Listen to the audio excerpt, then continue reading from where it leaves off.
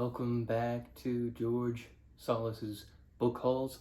Today I want to talk about the 10 most anticipated big books that I want to read. Look at this Leaning Tower of Pisa. I know there are plenty of big book lists out there, perhaps too many. You can never have too many lists of books, but considering the number of big book lists, I've done my best to, let's say, curate books that you may not have heard of before. I mean, I have to live up to the column that I write for the Kaleidoscope, Invisible Books. So there are plenty of quote-unquote invisible books in this pile.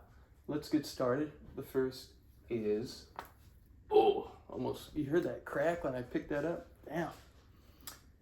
Small, medium, large, extra large, emphasis on extra large. This claims to be a novel, but if you ask a lot of literary taxonomists, they'll say definitely not. This is definitely not a novel. But what it says is it's a novel about architecture, conceived by Rem Koolhaas, author of Delirious New York, and Bruce Mao, designer of Zone. A free fall in the space of the typographic imagination, the book's title is its framework. And I love the silver and the texture. You can see that the texture is very nice. But this is just chock full of not just text, but photos. Oh, that one was semi-X-rated.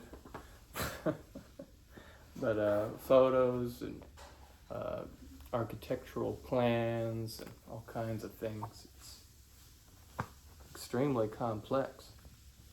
And I'm not sure what it would be like to read it, and that's why I want to find out. I mean, look at this.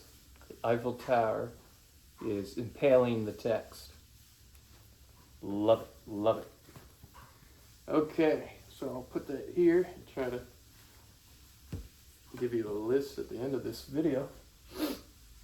The next one is by Louis Armand. This is titled The Combinations, by the way, and it's a total of, well, there's some Roman numerals there, but aside from the Roman numerals, the coda, it's a total of 888 pages of pretty dense text. Louis Armand lives in the Czech Republic. I believe he's an immigrant from Australia, if I remember correctly, and I interviewed him for my website, The Kaleidoscope, which I'll put a link in the description for you. But yeah, he also does a lot of design work, collages, and as you can see, he collaged the heck out of this, which is considered the great modern novel of Prague.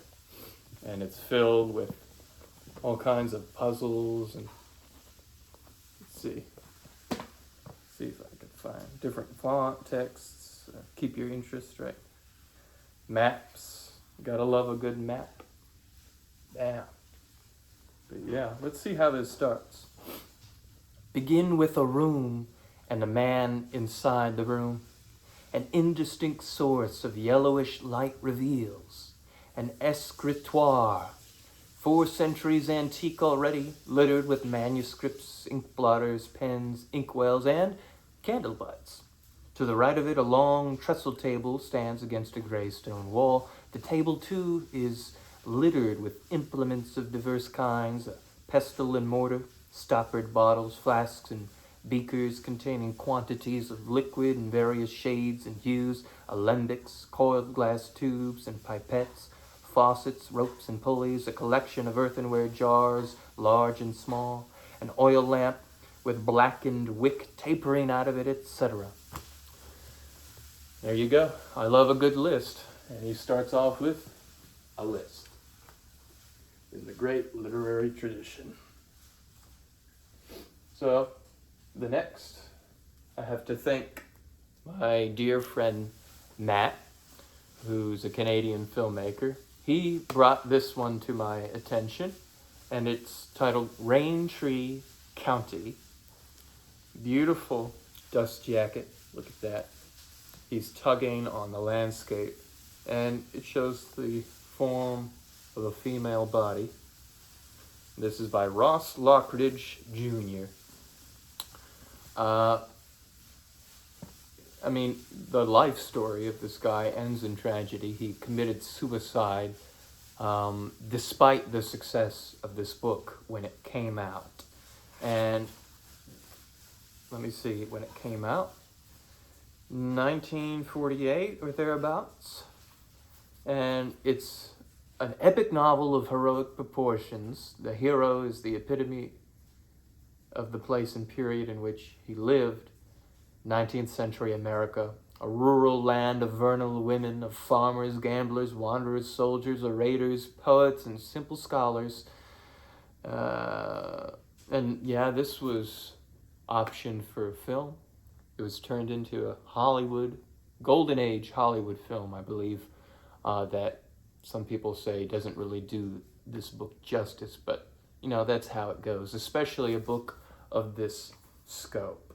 And we're talking over 800 pages here. Yes, and there's a chronology of some historical events on the back.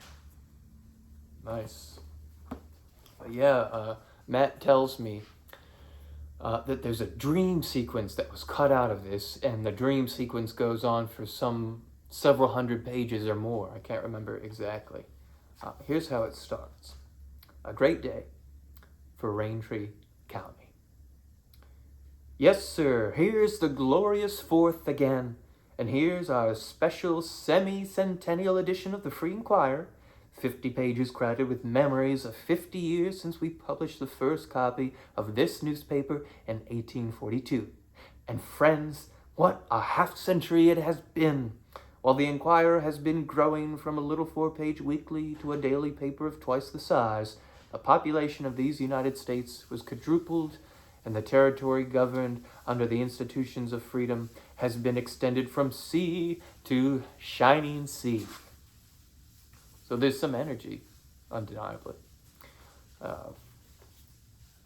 But it's not written totally like that. There's normal, quiet prose, it seems. For instance, a few days ago when Johnny was in the yard by himself, a man had driven past in a covered wagon. So there you go. Thank you, Matt, for pressuring me to buy a book when I have already too many. And next up we have a more well-known author for sure. The Making of Americans by Gertrude Stein. And this is the Dalkey Archive reprint that has a nice blurry photo. Thank you for that, whoever designed that. But this is special because it has a foreword by the one and only William H.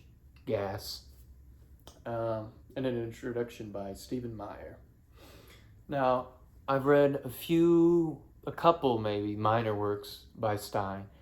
Didn't quite do it for me, but I can't deny that her style, whether you like it or not, is unique. And but of course, I need to try her major works before I come to anything like a definitive decision. And then there's my friend Alexander Theroux, who in his great 21st century novel, Lara Warholic, or The Sexual Intellectual, he rips Gertrude Stein a new one on multiple occasions in that book. And it's pretty hilarious to read. But seriously, I do need to make my own decision. And this clocks in at a total of 925 pages. Shall we see how the beginning is? Okay, I have to skip the intro. I think this is the beginning, if not, oh well, here's a sample. Once an angry man dragged his father along the ground through his own orchard. "Stop!" cried the groaning old man at last. "Stop! I did not drag my father beyond this tree." It is hard living down the tempers we are born with.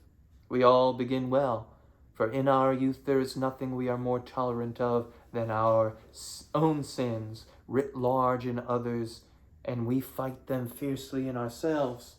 But we grow old and we see that these, our sins, are of all sins the really harmless ones to own, nay, that they give a charm to any character, and so our struggle with them dies away. So I'll probably read a few other works by her before I dive into this gigantic behemoth. And now, my friend Daniel, Electric Sheep on Instagram, really hyped this one up for me. But now that I'm speaking, I do remember that someone else on Instagram was the one who also hyped this up. But it was Daniel who finally got me to pull the trigger and find a copy of A Glastonbury Romance by John Cowper Powys? Forgive me. Anyway, this already has an amazing beginning, which I will share with you briefly. But it clocks in at 1,120 pages, ding, ding, ding, with pretty small font. And this is on the older side of the temporal spectrum. I think it first came out in 1967. This edition is a reprint from 1987. And here's how it begins. Very grandiose. And I do mean that in the best way possible. Volume 1, The Will.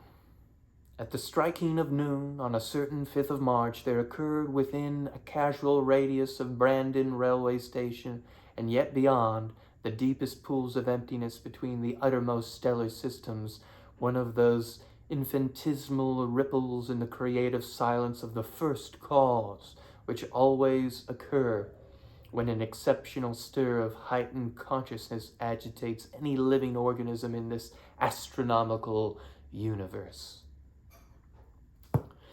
That's the very first sentence, and my God, that is a writer who is after something and is reaching toward, if not beyond, the stars. So, thank you to Daniel and everyone else who told me to read this, because I'm excited. And the next one, as far as invisible books go, this might be the most invisible of this pile. And it's N by John A. Scott. This is an Australian writer. He might have emigrated from the UK as a child, I think, so very much Australianized. This isn't an old book, mind you, in the grand scheme of things. It was published in, 2014.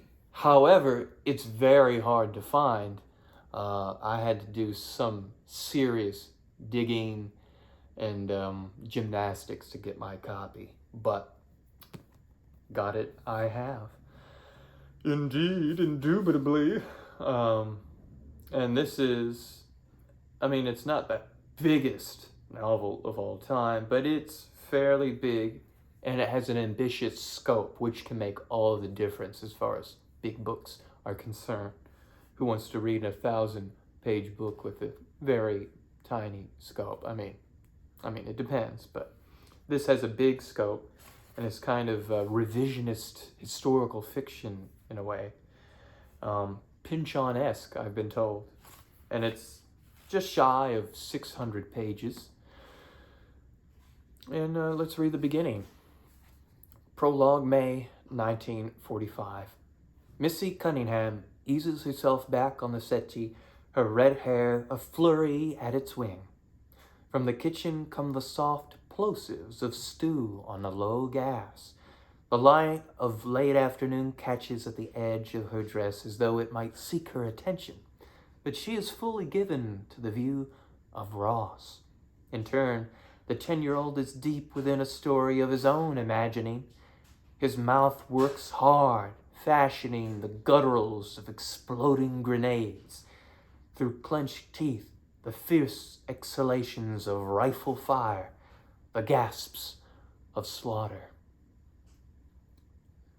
So yeah, this is supposed to have something to do with World War II from an Australian perspective, and it even has a list of the dramatis personae.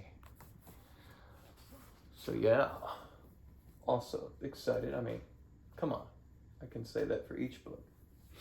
The next one is one that has been very hard to find for people, but thank you to the press, who I can't remember, but they reprinted it recently in paperback, but I'm lucky to have the hardcover. This is Divine Days by Leon Forrest. Now, Leon Forrest was heavily influenced by, among other writers, William Faulkner. And just as William Faulkner has his fake county, so does Leon Forrest. And most of Forrest's novels are located, if not all of them, are located in that fake county, which I think is called Forrest County, with one R. His surname has two. And so, I think it would be best for me to read, I think it's 3 or 4 novels beforehand and build up to this behemoth. I mean, come on. He has blurbs from Saul Bellow, Ralph Ellison, Toni Morrison. These are heavy hitters. And yet, how many people know of Leon Forrest? I think we need a Forrest-assance, like that Renaissance. But this clocks in at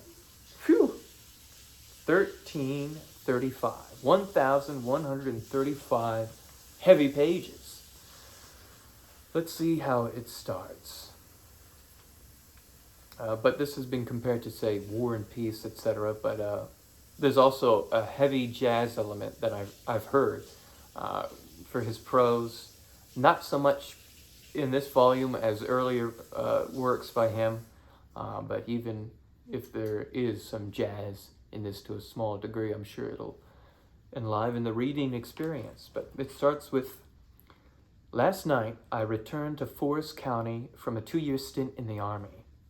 I've made certain concrete demands upon my soul in order to take over my life, so that I can regiment my emotional waywardness and my easily distracted intellect, mainly to shape out my dreams of becoming a major playwright. If I can hold to my plan, generate a regular journal, and then use it as a springboard for my dramatic ventures, I'll be on my way to fulfilling my quest.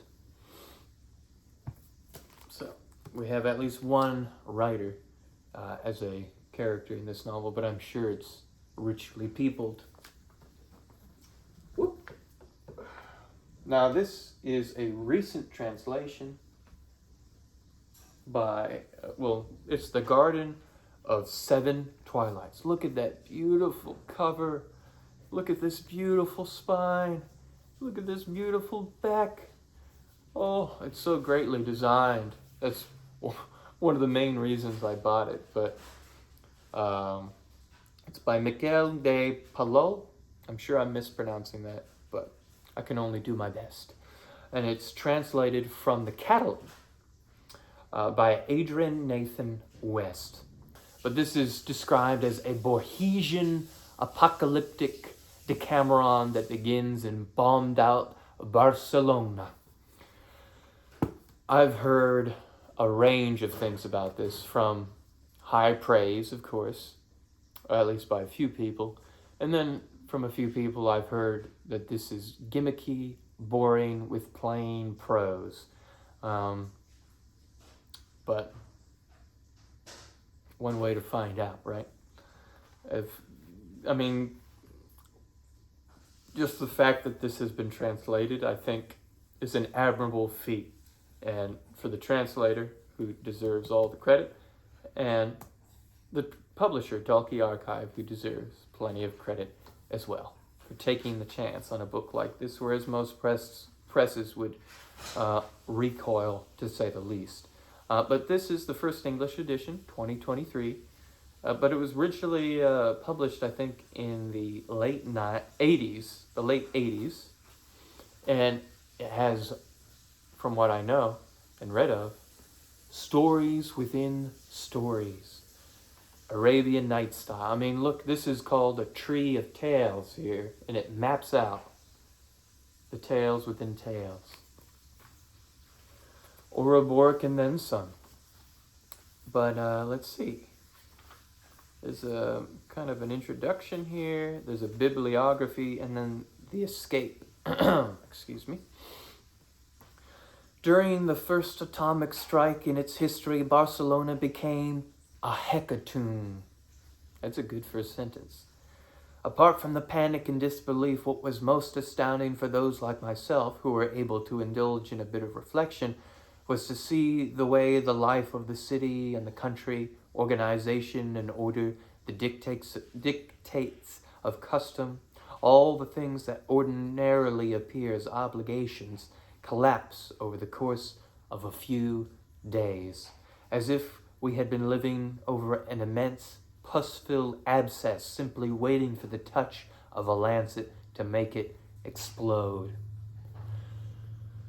I mean, so far so good prose-wise, but there's plenty in here in this, I don't know if I gave the page number, but it's 885 pages.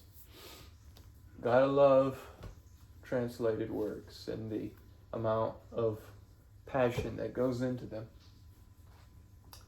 The next one is The Brun Day of Wrath by Robert Coover. What makes this special is, first, it's a hardcover by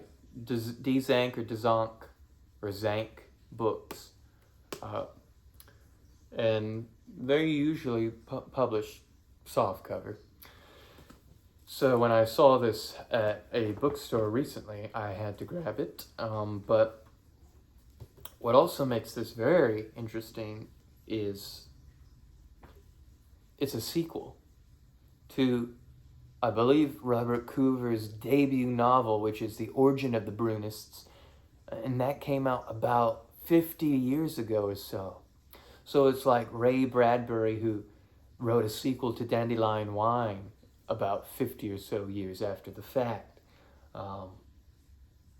Yeah, I mean, it will be very interesting to see the comparison between those two books and how one picks up the thread after so much time. But his first novel, what I know of, is that it charts the origin of a kind of American cult, and just these crazy people in a small town. And as it says here on the flat, West Condon, small town, USA. 5 years later, the Brunists are back, loonies and cretins aplenty in tow, wanting it all, sainthood and salvation, vanity and vacuity, God's fury, and a good laugh. That sounds like a wild time, to say the least. Here's how it begins. Prologue. Jesus loves me, this I know, for the Bible tells me so. The young Reverend Joshua J. Jenkins, candidate for the West Condon Presbyterian Ministry, whooshing along through the rain-drenched countryside, the bus nosing out of lush farmlands and dark west forests onto the gently undulant and somewhat barren coal basin that is to be, if his interview goes well, his new home. Finds himself meditating upon his church's great awakening, a great disaster as he was taught. So yes, there you have it. Robert Coover, a great American author. And I don't mean to be an Australian file, but I've saved the biggest, or one of the biggest in my collection, for last. Holy moly, another Australian. This is Poor Fellow My Country by Xavier Herbert. Unlike the Australian one I showed you, which is recent, this is considered an Australian classic. And I had to order this from the Outback, as it were. This is a first edition book club edition, hardcover, beautiful. I know there's some soft covers, and there's a reprint hardcover, and then there's a 2-volume slipcase paperback. But yeah, this one. Look at the tiny text and the giant pages. This is, let's see. So ranging over a period of some 6 years, the story is set during the late 1930s and early 40s. It's a tale of, it captures the spirit of the land, parallel an intimate personal narrative with a tale of approaching war. And it focuses also on the Aborigines. And there's some magic and the sort of magical realism, as it were, of the Aboriginal cultures. But also the colonialists, etc. I believe Herbert was very vocal against the colonialists. And yeah, this, I mean, it even has a lot of native words here, Aboriginal terms. Bamgullet, which means bottle tree. Gullyuric, night heron. Gully gully means crazy. Look at this beautiful, epic dust jacket.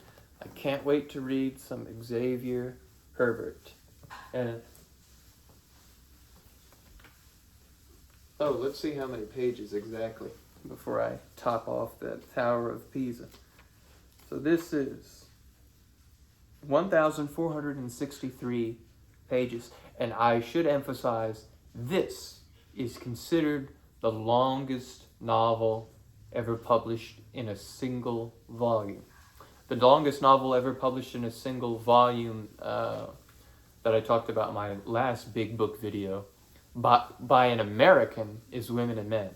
But total, global, is this one by Xavier Herbert.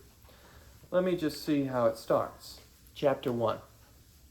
The small boy was aboriginal, distinctly so by cast of countenance, while yet so lightly colored as to pass for any light-skinned breed, even tanned Caucasian. His skin was cream caramel with a hair sheen of gold. There was also the glint of gold in his tawny mop of curls.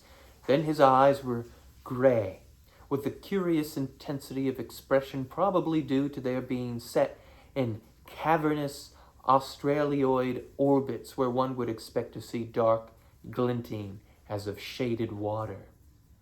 His nose, fleshed and curved in the mold of his savage ancestry, at the same time was given just enough of the beakiness of the other side to make it a thing of perfection.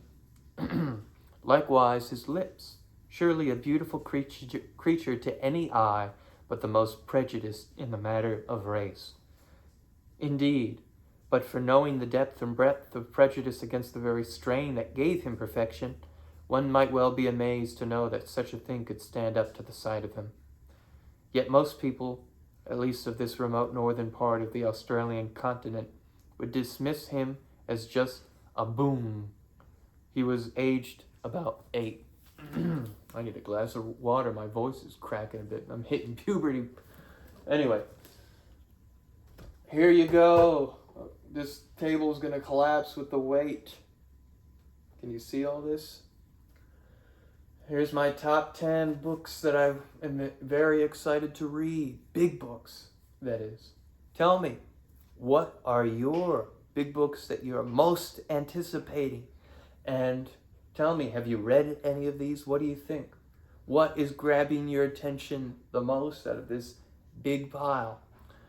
Thanks for sticking with this to the very end if you are still here. And thanks for tuning in general, and I'll see you next time. As always, take care.